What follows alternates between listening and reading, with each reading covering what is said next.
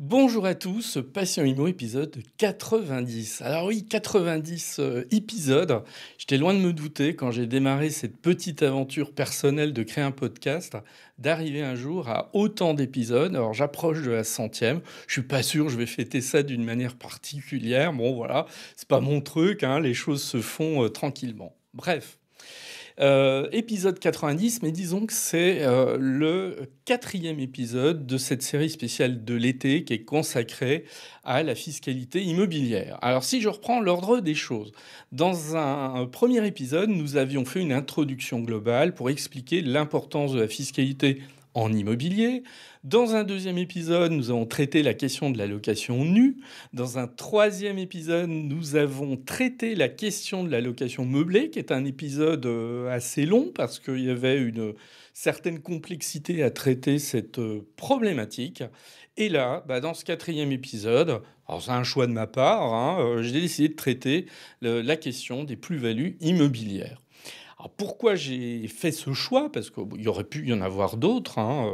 J'ai pas traité, par exemple, de la question de l'impôt sur la fortune immobilière, par exemple, parce que je suis parti du principe qu'il ne concernait pas tout le monde. Hein. Donc ça veut pas dire que c'est pas un sujet intéressant. Je le traiterai sans doute plus tard. Alors donc pourquoi? En revanche, il est très intéressant de traiter de la question des plus-values immobilières.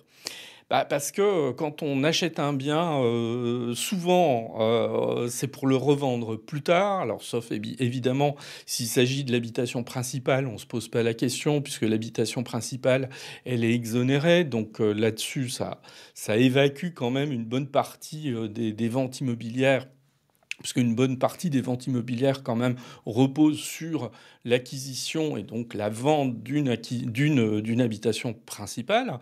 Mais pour tous les autres types de biens, on s'interroge toujours de savoir, mais je revends un bien, je vais réaliser une plus-value, et compte tenu de l'augmentation constante des prix de l'immobilier, en général, on réalise le plus souvent une plus-value quand on revend au bout de 7 ans, 10 ans, 15 ans. Donc il y a une question ici qui est légitime: combien je vais payer d'impôts? Alors, c'est une question qui est pas si facile que ça parce que l'imposition sur les plus-values immobilières, elle est assez complexe quand même, il faut le reconnaître. Alors une fois qu'on l'a traité, qu'on a compris les grands principes, comme toujours, voilà, il y a pas mort d'homme, hein, sur la compréhension du système des plus-values immobilières. Mais il n'est pas non plus, voilà, d'une grande simplicité. Il faut tout à fait l'avouer. Alors, pourquoi il faut s'y intéresser? Il faut s'y intéresser en fait à plus d'un titre. Tout d'abord, c'est une imposition qui est assez lourde. Elle est même très très lourde. On le verra quand je vais détailler tout ça. Donc, quand on peut l'éviter ou quand on peut la diminuer, amoindrir en fait cette imposition, évidemment, on ne va pas s'en priver et on traitera dans l'épisode de cette question. J'ai intérêt à savoir de combien je paierai d'impôt sur les plus-values immobilières parce que ça va nécessairement venir amputer mon prix de vente. Hein. Donc, c'est un gain en moins pour moi. C'est absolument une évidence. Autre point aussi à prendre en compte, ça peut permettre de se dire, tiens, quel est le meilleur moment pour vendre un bien? Parfois, est-ce qu'il vaut pas mieux que j'attende un petit peu pour profiter de meilleures conditions fiscales pour vendre? Là encore, on verra cette question. Donc, même si c'est le notaire qui calcule le montant de cet impôt sur la plus-value immobilière, moi je pars toujours du principe que même s'il y a un spécialiste qui intervient, et je remets évidemment pas en cause le travail du notaire, s'il y a un spécialiste qui intervient pour calculer à ma place cet impôt, c'est toujours mieux que moi-même je sache où je mets les pieds avant de faire ma vente. Voilà, c'est toujours mieux pour la visibilité de n'importe quelle opération. Alors par contre, il y a une chose que j'exclus totalement dans cet épisode, c'est l'imposition des plus-values du professionnel. Ça, c'est un autre sujet. C'est par exemple le cas du marchand de biens, hein, qui achète, qui revend. Il est imposé, mais dans un cadre qui n'est pas du tout celui des plus-values des particuliers. Donc moi, je vais traiter exclusivement la question de la fiscalité des plus-values des particuliers, qui est plus avantageuse, il faut le reconnaître, que celle des professionnels. Mais donc voilà, ça s'adresse à des personnes qui font des ventes occasionnelles, pas à titre régulier. C'est toute la différence avec le professionnel. Donc, vaste sujet. Eh ben, c'est parti pour ce quatrième épisode de notre série spéciale de l'été, spéciale fiscalité immobilière.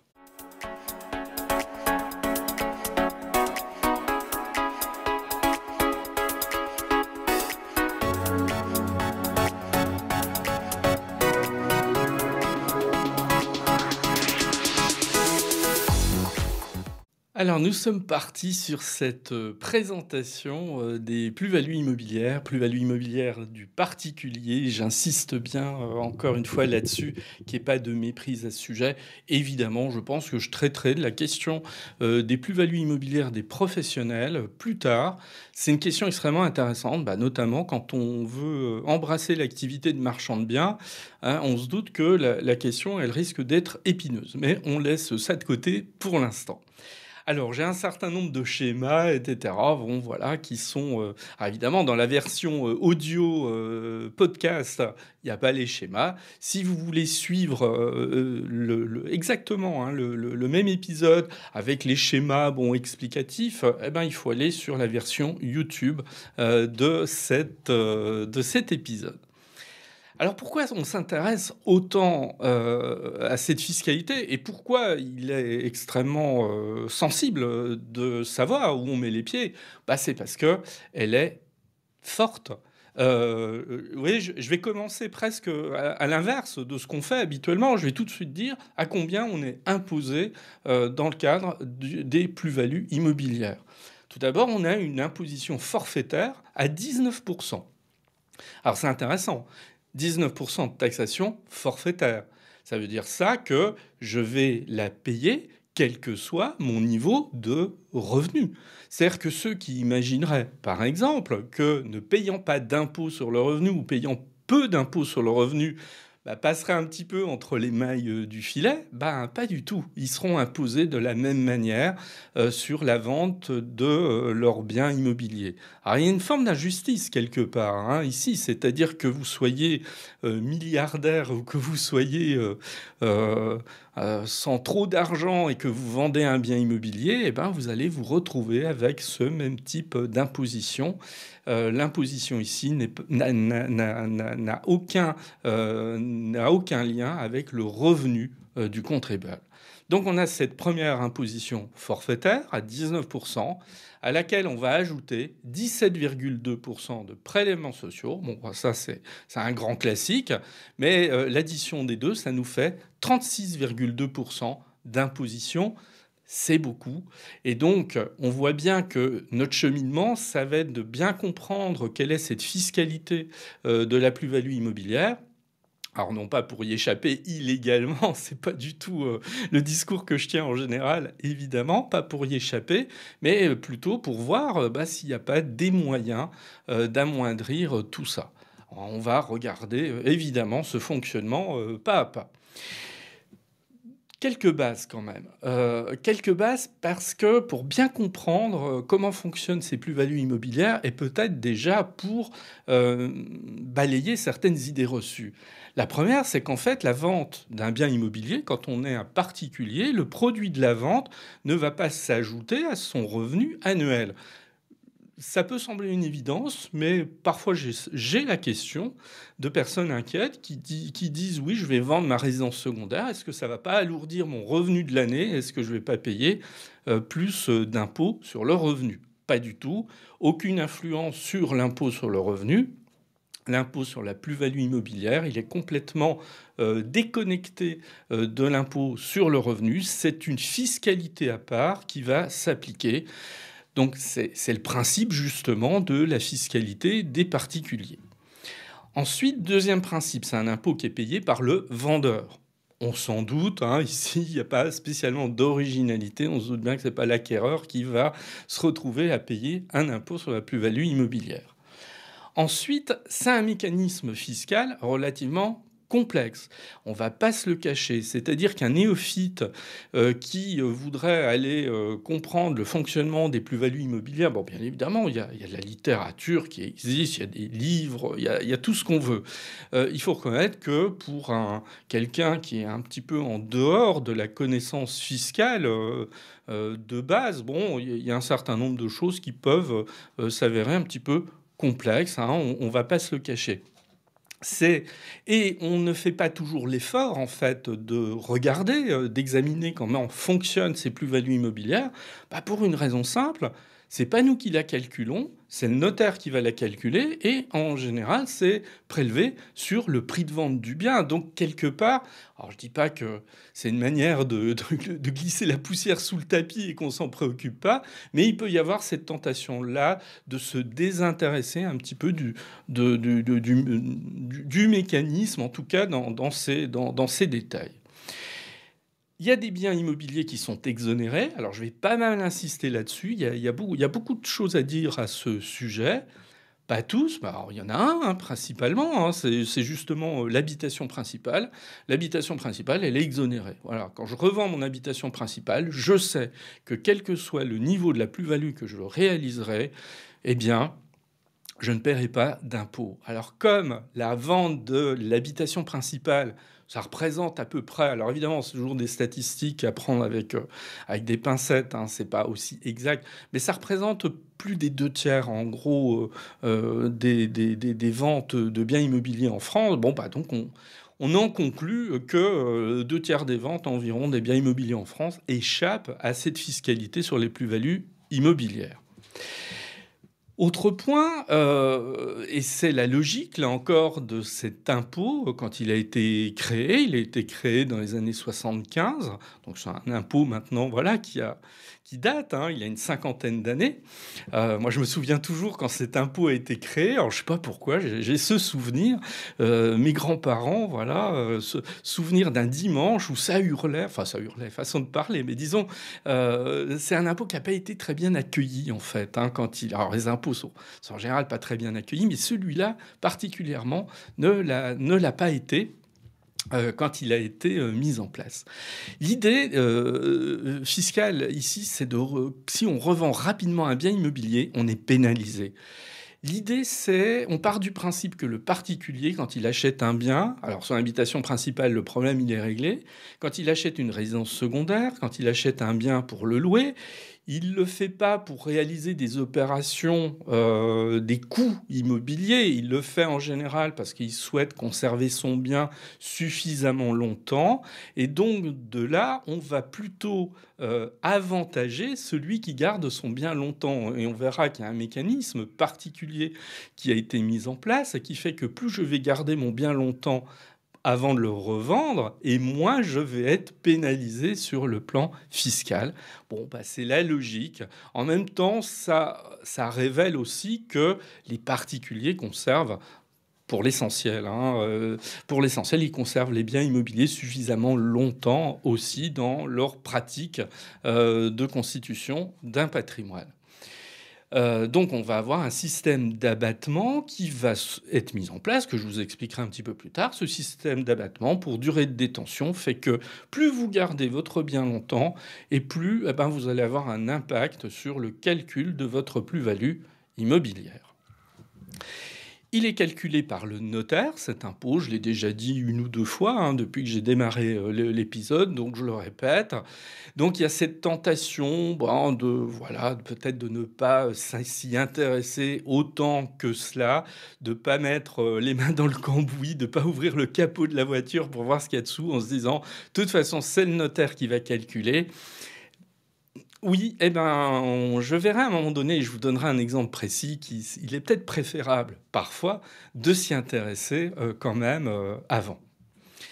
Alors, comment c'est taxé ? Je vais être dans un premier temps très simple. Voilà, puis après j'irai dans le détail. Qu'est-ce qui est taxé en fait ? On va prendre le prix de vente, normal, et déjà on voit qu'il va y avoir un traitement qui va s'opérer puisque... Notamment, si je vends mon bien par l'intermédiaire d'une agence immobilière, je vais pouvoir enlever au prix de vente les honoraires facturés par l'agence, ce qui évidemment, si je fais ça, va diminuer d'autant le montant de la plus-value et donc l'impôt que j'ai à payer. Donc en fait, je ne suis pas du tout pénalisé si je passe par une agence puisque les honoraires ici pourront être enlevés du prix de vente. À ce prix de vente, je vais enlever le prix d'acquisition. Alors peu importe, hein, si j'ai acheté le bien il y a 2 ans, il y a 10 ans, il y a 20 ans, je vais reprendre le prix d'acquisition initial et je vais l'enlever au prix de vente. Et là où c'est intéressant, là pareil, un peu plus tard, je vais développer un peu plus cette question-là. Au prix d'acquisition, j'ai le droit d'ajouter tous les travaux que j'ai réalisés, mais avec des conditions, bien sûr, tous les travaux que j'ai réalisés pendant toute la durée où j'étais propriétaire de ce bien. J'ai fait une piscine, je vais pouvoir ajouter le prix de la piscine. J'ai fait à un moment donné une rénovation d'ampleur, je vais pouvoir ajouter ce prix, mais on verra que je ne peux pas tout ajouter dans ces travaux. Alors ça, c'est intéressant, parce que ça signifie que les travaux qui auront été réalisés sur ce bien, ils vont venir s'ajouter au prix d'acquisition, et donc, mécaniquement, eh ben, ils vont diminuer le montant de ma plus-value. Dans le détail, c'est un petit peu plus complexe, j'y reviendrai après, mais déjà, voilà, ça permet de comprendre les grandes lignes de ce qui est taxé. Et je vais encore enlever autre chose une fois que j'ai fait ça. Alors là, on va être sur du traitement purement fiscal. Je vais enlever les fameux abattements pour durée de détention que je vous expliquerai, qui font que plus je vais conserver mon bien longtemps et moins je vais être imposé. Alors on a ce petit traitement fiscal basique pour l'instant.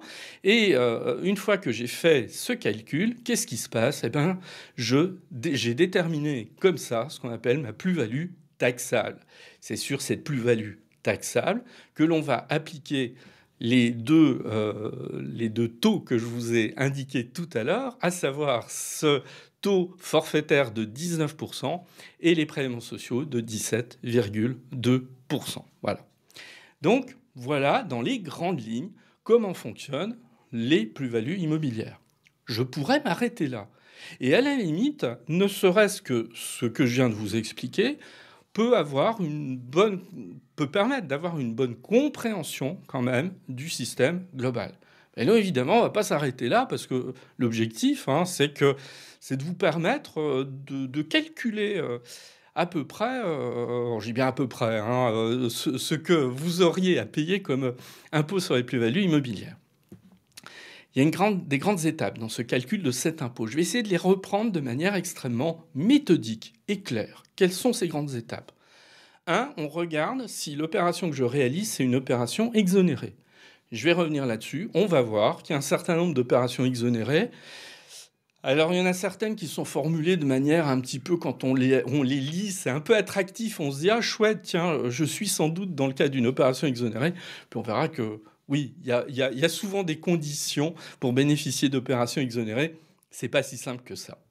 Ensuite, une fois qu'on a regardé si mon opération ne figurait pas dans la liste de ces opérations exonérées, on va avoir ce que l'on appelle les opérations concernées. C'est ce qui reste. Et à ce moment-là, on a passé le tamis, si je peux me permettre l'expression. Il va rester mon opération qui, elle, va être imposée dans le cadre des plus-values immobilières. Troisième étape, qui est peut-être la plus importante et la plus complexe, il faut le reconnaître, je vais avoir la possibilité de majorer mon prix d'acquisition. Là, on va être purement sur du traitement fiscal. C'est ce que j'ai expliqué il y a 2 minutes en disant, à mon prix d'acquisition, je vais pouvoir ajouter le montant de mes travaux. Mais pas que, il y a d'autres choses que je peux ajouter. Et je ne vais pas m'en priver. Tout ce que j'aurai le droit d'ajouter, évidemment, je vais le faire parce que c'est ça qui va, au final, diminuer mon montant d'impôt sur les plus-values immobilières à payer. Ensuite, quatrième étape, une fois que j'ai majoré mon prix d'acquisition, je vais diminuer mon prix de cession. Et on verra qu'il y a, là encore, il y a un certain nombre de choses qui vont pouvoir venir en diminution de ce prix de cession. Bon, pas 50 000, malheureusement, mais cela dit, les quelques éléments que je vais pouvoir enlever à mon prix de cession, je ne m'en priverai pas. Ensuite, une fois que j'ai fait ça, je déterminerai ma plus-value brute. Alors parfois tout le monde n'appelle pas nécessairement du même intitulé plus-value brute et plus-value nette, bon peu importe. Moi je l'intitule ici plus-value brute pour qu'on comprenne bien qu'ensuite il y a une autre opération, une fois que j'ai fait ça. La dernière opération, c'est celle qui, là encore, permet de réaliser une grosse économie, souvent sur l'impôt à payer. C'est ce qu'on appelle les abattements pour durée de détention et qui vont m'amener ensuite directement au calcul de l'impôt. Alors, vous voyez, je ne vous mentais pas quand je vous disais il y a 10 minutes que le calcul des plus-values immobilières n'est pas si simple que ça. Voilà, il y a toutes ces étapes. Alors, qu'est-ce qu'on va faire? On va prendre ces étapes une à une. Oh, il y en a qui sont extrêmement simples et puis certaines qui vont appeler un petit peu plus de commentaires.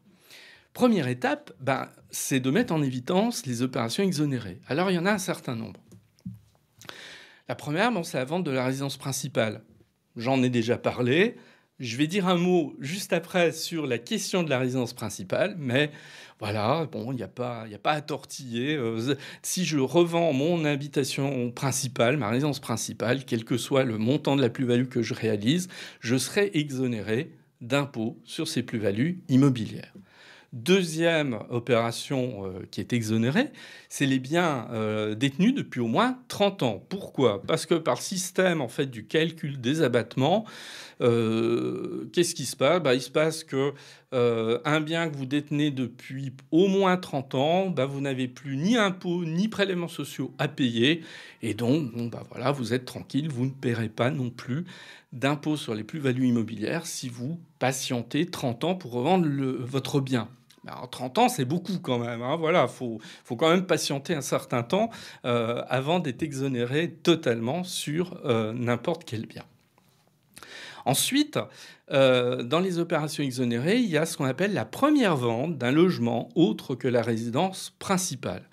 Alors, celui-là, je vais en dire deux mots juste après, parce qu'en fait, ce que je vais faire, je vous cite là les principales opérations qui sont exonérées, et je vais en prendre quelques-unes que je vais décortiquer un petit peu plus, parce qu'elles méritent quand même qu'on s'y attarde. Et celle-là, je vais la décortiquer parce que celle-là, elle est souvent incomprise.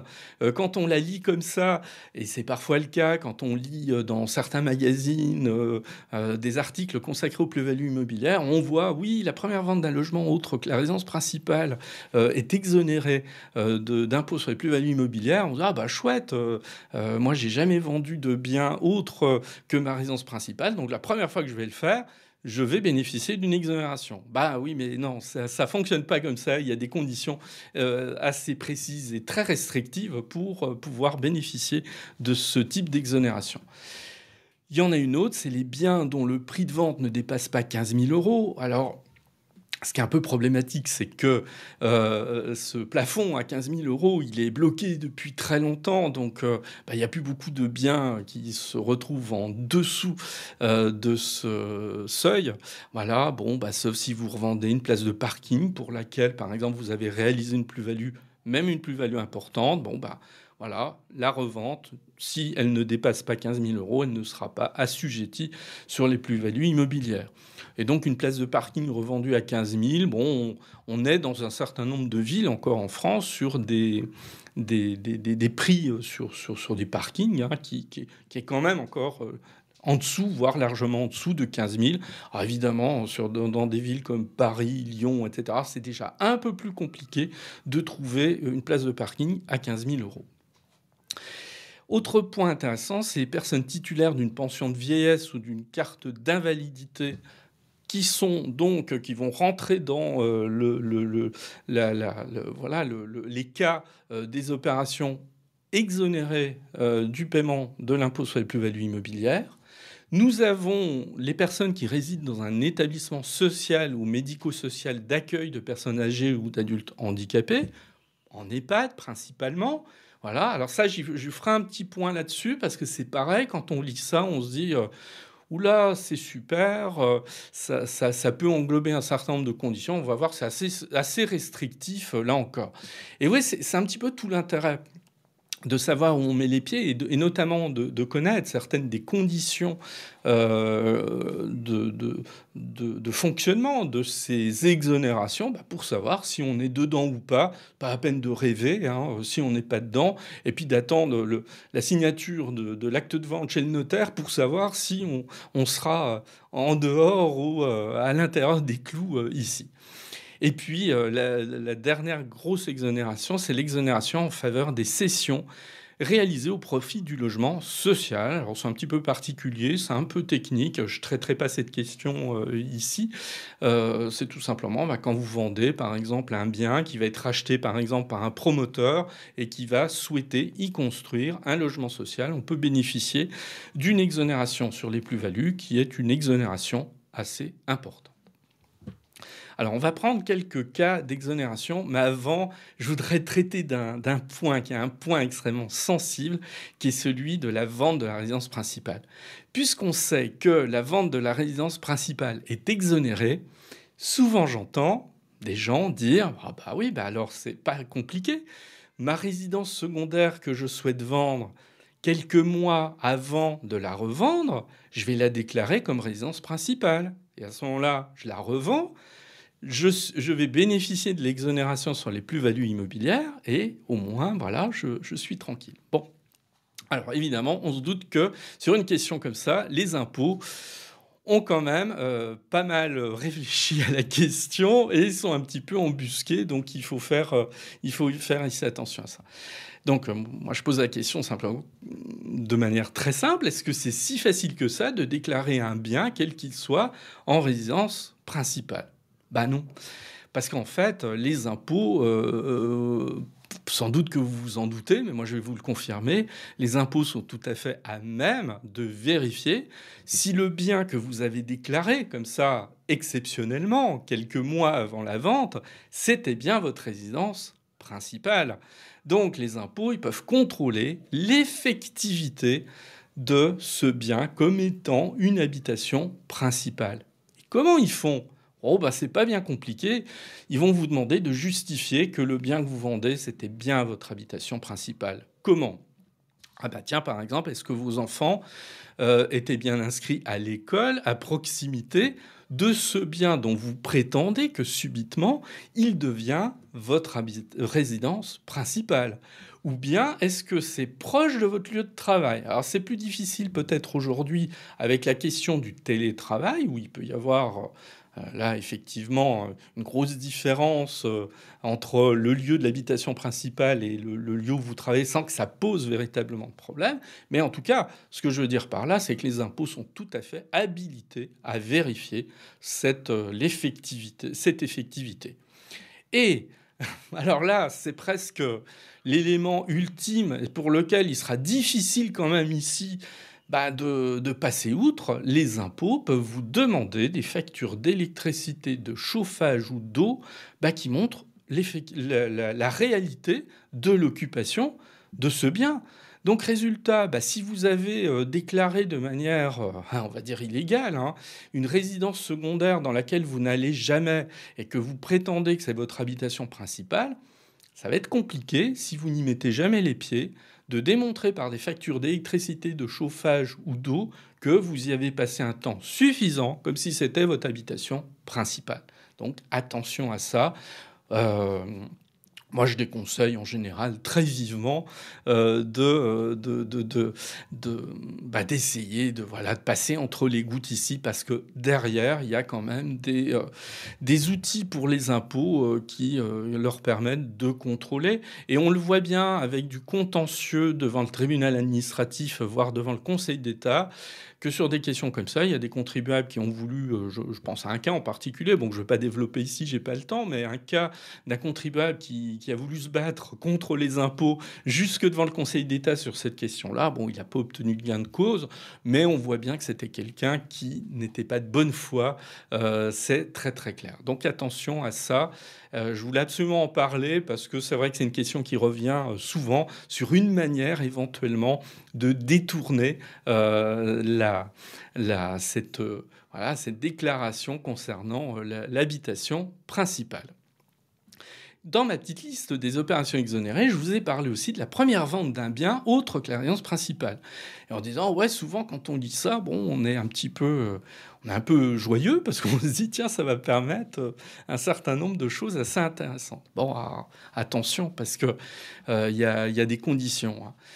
La première, c'est que celui qui vend ne doit pas avoir été propriétaire de sa résidence principale au cours des 4 dernières années qui précèdent la vente. Donc c'est quelqu'un qui était soit résident chez quelqu'un, soit qui était locataire. Donc vous voyez, déjà, ça pose un petit peu le truc. Ça veut dire qu'en fait, il va vendre un bien il va vendre un bien et lui-même n'était pas propriétaire de son habitation principale. Ça, c'est la première condition.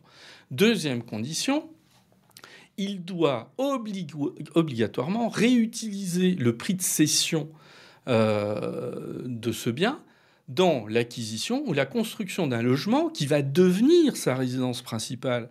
Et au moment où il fait l'opération devant un notaire, il va devoir attester que le prix de vente, il le réutilisera obligatoirement pour cette destination. Et il a 2 ans pour le faire. Donc on voit que cette fameuse condition de première vente d'un bien autre que la résidence principale, il est très encadré, il est très restrictif et que voilà, ça met quand même les opérations dans une niche assez particulière. Ça concerne qui principalement? Quelqu'un qui est locataire de son habitation principale, qui possède d'autres biens et qui va les vendre. Enfin, qui va en vendre un, hein, en tout état de cause, qui va en vendre un et qui réutilisera la vente de ce bien pour acheter son habitation principale. Donc, on va être honnête, ça ne concerne pas des dizaines de milliers de personnes chaque année, mais c'est une niche quand même qui est assez intéressant de connaître, en fait, et qui peut permettre de bénéficier d'une exonération intéressante. Alors, même chose pour les personnes qui sont hébergées dans un EHPAD. J'ai dit tout à l'heure, voilà, ces personnes hébergées dans un EHPAD, elles vont bénéficier d'une exonération concernant une vente immobilière. Alors, de quoi s'agit-il? En fait, il s'agit de l'exonération de l'ancienne résidence principale du contribuable. Logique, le contribuable, il est en EHPAD, il a encore son habitation, sa résidence principale, et peut-être va-t-il la vendre une fois qu'il est en EHPAD. Et donc, on peut s'interroger sur la qualification juridique et donc fiscale de cette résidence principale qui ne l'est plus en fin de compte. Parce que sa résidence principale, c'est devenu l'EHPAD et ce n'est plus la résidence principale qu'il occupait encore, par exemple, quelques mois plus tôt. Il y a des conditions strictes ici à respecter pour bénéficier de cette exonération. Alors qu'il y a une exonération qui peut être une exonération quand même très intéressante, quand on a des parents notamment qui se retrouvent en EHPAD et qu'il y a la vente quelque temps plus tard de leur habitation principale, de leur ancienne habitation principale plutôt, et qu'on s'interroge de savoir s'ils vont être imposés dans le cadre des plus-values immobilières ou pas. Le cédant ne doit pas être assujetti à l'IFI. Bon, on part du principe que quelqu'un qui est assujetti à l'IFI n'est pas, voilà, il n'a pas besoin de bénéficier de cette mesure. Deuxième condition, il doit avoir un revenu fiscal de référence qui ne doit pas dépasser 29 230 €. Bon, c'est le dernier chiffre en date. Ça veut dire qu'en fait, on réserve cette exonération à des contribuables qui sont en dessous de ce revenu. On part du principe que ceux qui sont au-dessus n'ont pas besoin d'en bénéficier. Je ne juge pas, je ne fais ici que présenter les choses de manière extrêmement factuelle. Et puis, l'immeuble, évidemment, il ne doit pas avoir été occupé depuis l'entrée du propriétaire en EHPAD. Ah oui, parce que sinon, ça poserait problème. Et puis, la cession doit intervenir dans les 2 ans de l'entrée en EHPAD. Voilà. Alors, c'est peut-être l'élément le plus intéressant. Ça veut dire qu'en fait, quand on a un parent qui se retrouve en EHPAD, on a encore 2 ans, en fait, pour revendre ce qui était l'habitation principale. J'en arrive cette fois, en fait, aux opérations concernées, parce que vous voyez, là, on a balayé. Alors, il y en avait d'autres, comme j'ai expliqué, il y en avait d'autres qui pouvaient éventuellement se présenter. Je n'ai pas voulu ici les citer, en tout cas dans le détail, parce que voilà, l'épisode, il durerait 4 heures. Déjà, il va être un petit peu long, donc je surveille le temps en même temps que je parle, et je vois que le temps passe quand même assez vite. Donc, au final, quelles sont les opérations concernées? Les ventes d'un bien immobilier, logement, maison, terrain, évidemment, sauf exonération que je viens de citer, et les ventes par l'intermédiaire aussi d'une SCI, donc très important ça d'ailleurs, mais je ne traite pas de la question des sociétés civiles immobilières, pareil, pour ne pas alourdir la technicité en fait de tout ceci. Donc les ventes par l'intermédiaire d'une société civile immobilière, dans le cas où c'est une SCI soumise à l'impôt sur le revenu, parce que ce n'est pas le cas des SCI soumises à l'impôt sur les sociétés. Donc, quand on vend par l'intermédiaire d'une société civile immobilière soumise à l'impôt sur le revenu, c'est une opération qui peut faire l'objet d'une imposition dans le cadre des plus-values. Là encore, c'est des questions qui sont souvent posées, certains se disant « mais tiens, est-ce que je ne risque pas d'être imposé si jamais je revends un bien dans le cadre d'une SCI ?» La réponse est oui, si ma SCI est soumise à l'impôt sur le revenu. Étape suivante, qui est la plus complexe. Voilà, qui est la plus complexe, je ne vais pas vous le cacher, je vais essayer d'être relativement simple, synthétique et pédagogique, mais après, si je ne l'ai pas été, vous pourrez toujours me poser des questions suite à l'épisode et je reviendrai s'il le faut là-dessus. Alors, c'est une question, c'est celle de la majoration du prix d'acquisition. Ça, c'est un traitement fiscal qui est extrêmement fondamental, puisque je vais avoir le droit d'ajouter des sommes au prix d'acquisition initial. Et évidemment, on se dit que si je fais ça, ça va être bénéfique pour le calcul final de mon impôt sur les plus-values immobilières. Bon, comment ça fonctionne? Il y a deux catégories de frais et de travaux que je peux ajouter. Il y a ce qu'on appelle les frais d'acquisition et il y a les travaux que j'ai réalisés quand je détenais pendant toute la durée de détention du bien. Donc on voit bien, il y a deux grandes catégories de montants que je vais pouvoir ajouter, les frais d'acquisition et la majoration pour travaux. Là où le système est un peu complexe, et c'est là où je dis, oui, c'est le notaire qui fait ça, donc on peut très bien ne pas s'en préoccuper. Concernant par exemple la majoration des frais d'acquisition, on va avoir le choix entre deux possibilités. Une première option qui va être de prendre les frais réels d'acquisition tels qu'ils ont été enregistrés au moment de l'acquisition. Ils sont de deux ordres. Les frais réels, ça peut être soit les frais de notaire que j'ai payés au moment de l'acquisition de mon bien, soit éventuellement les droits de succession que j'ai payés au moment de la transmission du bien. Mes parents sont décédés, j'ai payé des droits de succession liés par exemple à une maison que j'ai héritée, j'ai payé des droits de succession. Donc ça, c'est ce qu'on appelle les frais réels. Voilà, ça correspond à une somme tangible, identifiées à l'euro près. Bon, ces sommes-là, je vais pouvoir les ajouter en fait à mon prix d'acquisition initial. Mais j'ai le choix de prendre cette option ou bien une option 2 qui représente 7,5% du prix d'acquisition.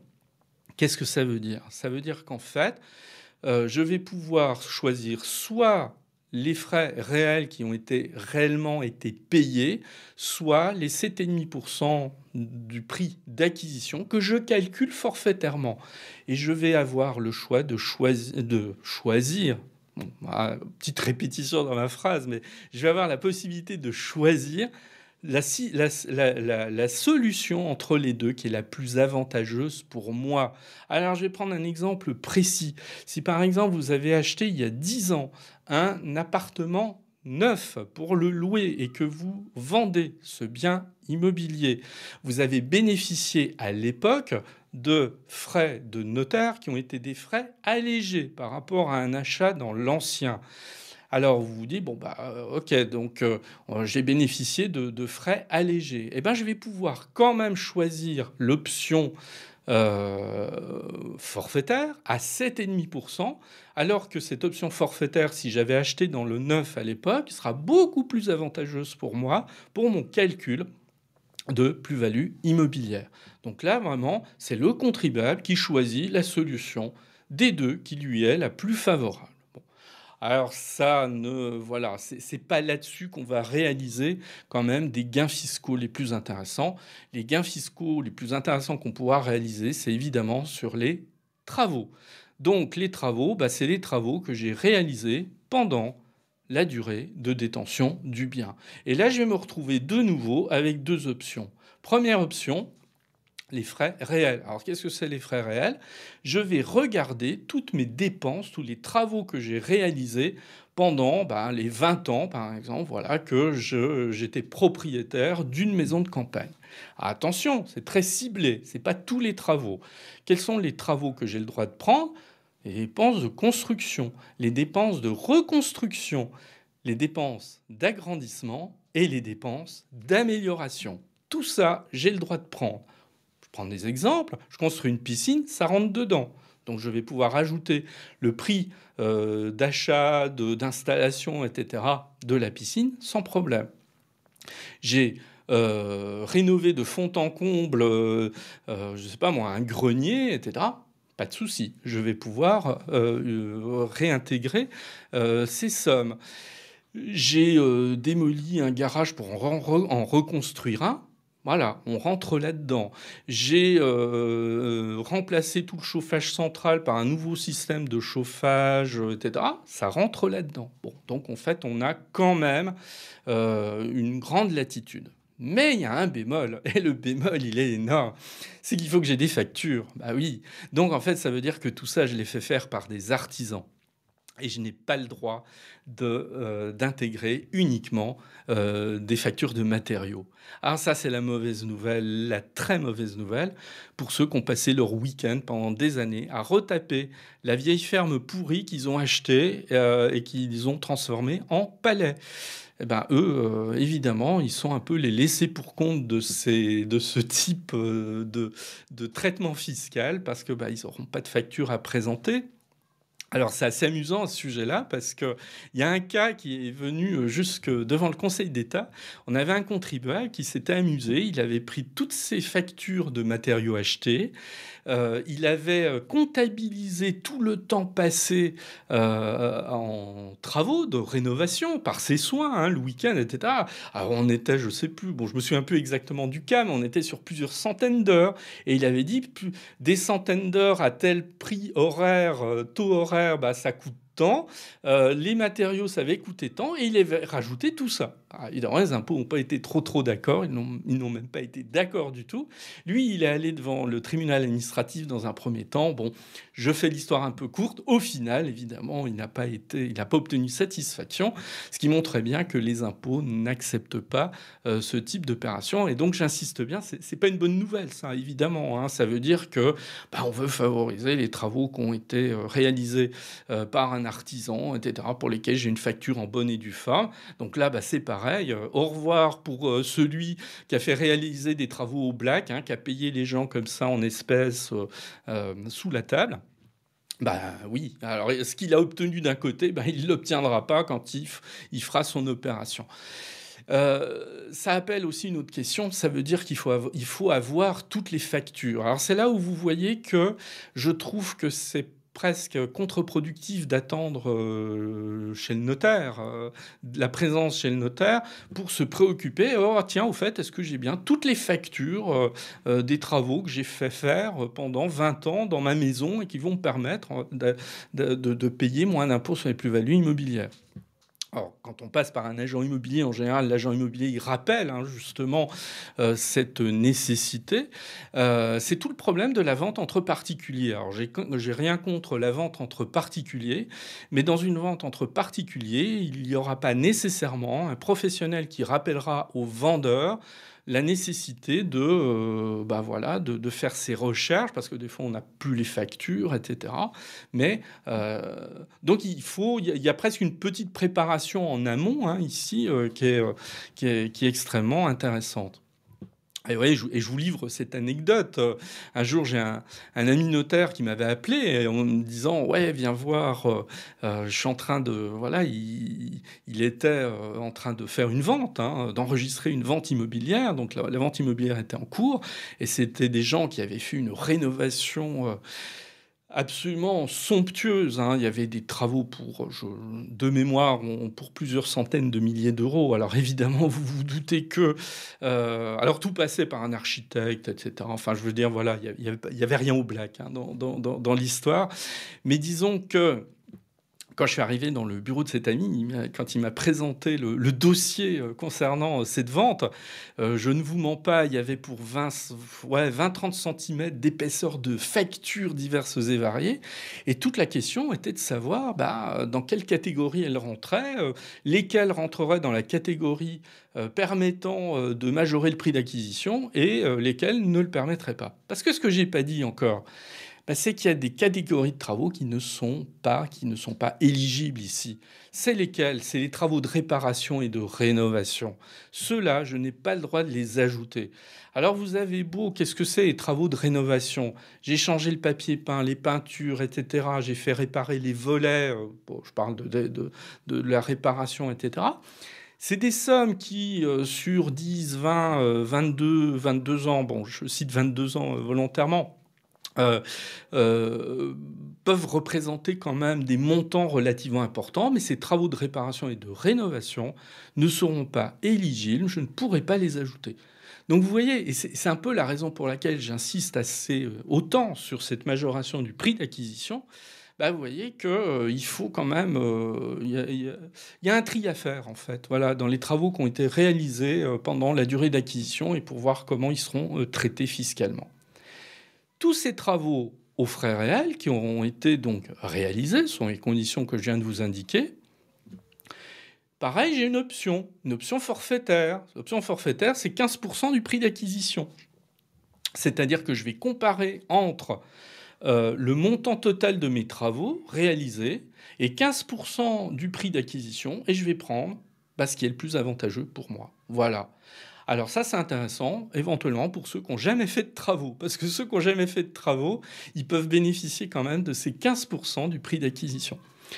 C'est un peu logique, on part toujours du principe que quelqu'un fait un minima des travaux et que, si jamais il n'a plus de facture ou qu'il a fait une partie justement des travaux lui-même, il pourra quand même bénéficier de ces 15% du prix d'acquisition. Ah, attention, ça c'est uniquement si vous avez détenu votre bien pendant au moins 5 ans. Hein, voilà. Donc là encore, on voit la logique de départ. Au début, je vous ai dit, mais la logique fiscale, c'est que le contribuable ne revende pas trop vite. Ouais, on le voit bien, vous voyez, sur une micro-mesure de ce type, c'est 15% du prix d'acquisition que je peux rajouter en fait à ce prix d'acquisition. Eh bien, oui, à condition que j'ai conservé le bien pendant au moins 5 ans. Alors oui, là, ce traitement fiscal dans lequel je suis rentré dans le détail, vous voyez qu'il est fait par le notaire, évidemment. Il y a un logiciel qui permet d'automatiser tout ça. Moi, je trouve toujours intéressant pour un vendeur, pour un investisseur, vous voyez, de maîtriser un peu tout ça et de savoir où il va mettre les pieds en termes de vente au moment du calcul de son impôt sur les plus-values immobilières. Quatrième étape, si on suit scrupuleusement les étapes que j'ai définies tout à l'heure, quatrième étape, c'est la diminution du prix de cession. Je vais avoir la possibilité de diminuer mon prix de cession sur un certain nombre de points. Mais là, il y a peu de marge de manœuvre. Quelles sont les dépenses autorisées que je vais pouvoir enlever à mon prix de cession ? La première, j'en avais parlé tout à l'heure, c'est les honoraires que j'ai versés à l'agent immobilier, si bien sûr j'ai fait appel à un agent immobilier. Ensuite, il y a les diagnostics immobiliers, mais On va jamais se priver d'enlever le montant des diagnostics au prix de cession, bien sûr. Mais c'est pas ça qui va changer la face du monde, hein, même si on trouve toujours que les diagnostics coûtent trop cher. C'est pas ça qui va peser de manière décisive sur le calcul de l'impôt sur la plus-value immobilière. Et troisième élément, c'est les frais de levée d'hypothèque. Si j'étais dans le cadre d'un prêt immobilier, je vais lever l'hypothèque au moment de la vente et je vais avoir le droit de prendre ces frais pour diminuer mon prix de cession. Voilà. Donc on voit déjà à ce stade-là, on voit en fait le levier que j'ai eu, les différents leviers. Alors les leviers que j'ai, c'est, je les répète, je l'ai déjà dit, je me prends mon prix de vente et à ce prix de vente, je vais diminuer un certain nombre d'éléments, ceux que j'ai cités. Voilà, les honoraires de l'agence, les frais de levée d'hypothèque, les diagnostics. Ensuite, je vais enlever à ça le prix d'acquisition, mais un prix d'acquisition qui est majoré, des travaux, des frais d'acquisition, frais de notaire notamment au moment de l'achat de mon bien. Et tout ça, ça va me donner une plus-value brute. Voilà. Alors déjà, à ce stade-là, je sais davantage où je vais aller sur mon imposition. Mais c'est pas terminé. Et c'est dans cette deuxième étape, pas deuxième étape, dans cette deuxième phase où, là encore, on va pouvoir réaliser des économies. Enfin, plutôt un gain fiscal, plutôt que de parler d'économie, un gain fiscal qui peut être un gain fiscal important. Alors, ce gain fiscal important, ça va être sur ce qu'on appelle les abattements pour durée de détention. Alors, qui est un peu une usine à gaz, hein, quand on ne connaît pas ça de manière approfondie. Alors, qu'est-ce que c'est que ces fameux abattements? En fait, on va prendre notre plus-value brute, c'est-à-dire ce qu'on a calculé précédemment. Une fois que j'ai fait tout mon traitement fiscal, j'arrive à ma plus-value. Et en fait, on va calculer deux choses en parallèle. On va calculer l'impôt et en parallèle, on va calculer les prélèvements sociaux. C'est ce que je vous ai dit dès le départ, en introduction. Je vous ai dit on va payer 19% forfaitaire d'impôt sur le revenu et on va payer 17,2% de prélèvements sociaux. Si je prends déjà l'impôt, on va bénéficier d'un abattement qui est un abattement de 6% par année de détention à partir de la 6e année. Donc c'est-à-dire qu'à partir de la 6e année de détention, tous les ans, je vais accumuler un abattement de 6%. Donc en clair, ça veut dire 6e année, j'ai un abattement de 6%, la 7e année, j'ai un abattement de 12%, la 8e année, j'ai un abattement de 18%, et ainsi de suite. Ce qui fait que ça va aboutir, si jamais j'ai détenu mon bien longtemps, qu'à partir de la 22e année, je ne paierai plus d'impôt, en tout cas à 19%, sur cette partie à 19%, je ne paierai plus d'impôt, puisque c'est sur cette plus-value nette que vont être calculés ces fameux 19% d'impôt que je dois payer. Donc compte tenu des abattements, il est fort possible que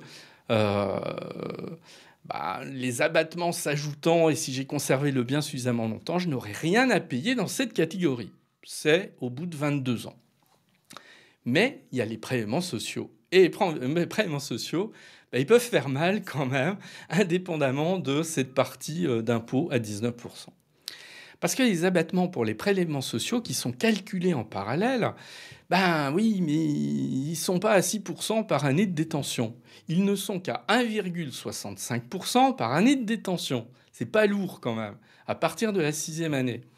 Et là, les prélèvements sociaux, il faut 30 ans pour, par le jeu des abattements, arriver en fait à une situation d'exonération totale. Ce qui fait que, juste pour rester sur ce principe, ça veut dire que au bout de 23 ans, par exemple, de détention d'un bien, et je le revends, je ne paie plus l'impôt à 19%, mais je continue de payer des prélèvements sociaux. Voilà. Et je continuerai de payer des prélèvements sociaux jusqu'à la 30e année de détention du bien. Puis après, je ne paierai plus d'impôts. Bon. Donc voilà l'architecture globale de ces plus-values immobilières. Mais il reste encore une petite chose. ce qu'on appelle la poire pour la soif, voilà, une vieille expression que des fois j'aime bien. Bon, la poire pour la soif, en matière fiscale, c'est pas trop le cas.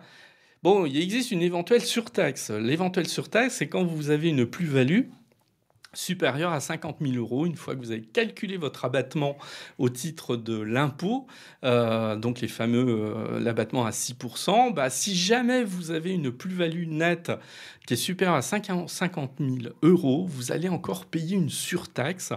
Alors, c'est une surtaxe qui ne va pas, voilà, pour éviter de faire peur, ça ne va pas doubler ou tripler le montant de votre plus-value immobilière, mais ça va rajouter quand même un petit surplus supplémentaire dont on se serait bien passé dans la mesure évidemment où on est face à une plus-value immobilière quand même relativement conséquente. Mais compte tenu de l'augmentation des prix de l'immobilier ces 20 dernières années, bah, c'est pas une vue de l'esprit que de se retrouver avec cette éventuelle surtaxe à payer.